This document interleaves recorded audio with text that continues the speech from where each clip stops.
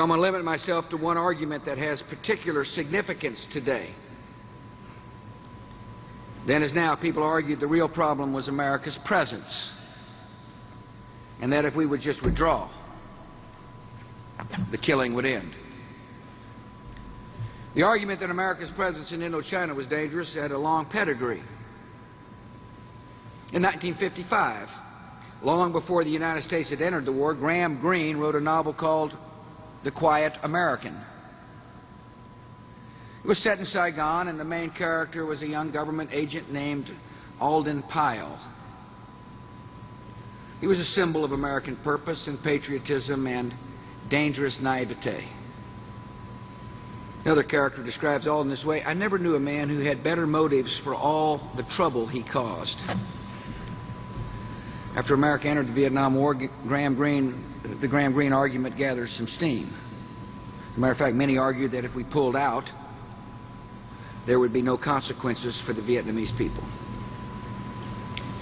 In 1972, one anti-war senator put it this way: what earthly difference does it make to nomadic tribes or uneducated subsistence farmers in Vietnam or Cambodia or Laos whether they have a military dictator, a royal prince, or a socialist commissar in some distant capital that they've never seen and may never heard of? A columnist for the New York Times wrote a similar vein in 1975, just as Cambodia and Vietnam were falling to the communists. It's difficult to imagine, he said, how their lives could be anything but better with the Americans gone. Headline of that story, dated Nam Phen, summed up the argument: Indochina without Americans, for most a better life. The world would learn just how costly these misimpressions would be. In Cambodia, the Khmer Rouge began a murderous rule in which hundreds of thousands of Cambodians died by starvation and torture and execution.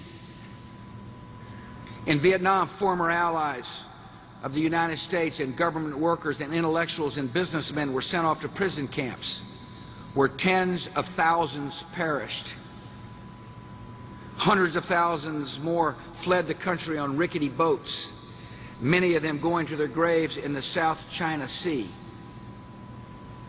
3 decades later, there is a legitimate debate about how we got into the Vietnam War and how we left. There's no debate in my mind that the veterans from Vietnam deserve the high praise of the United States of America.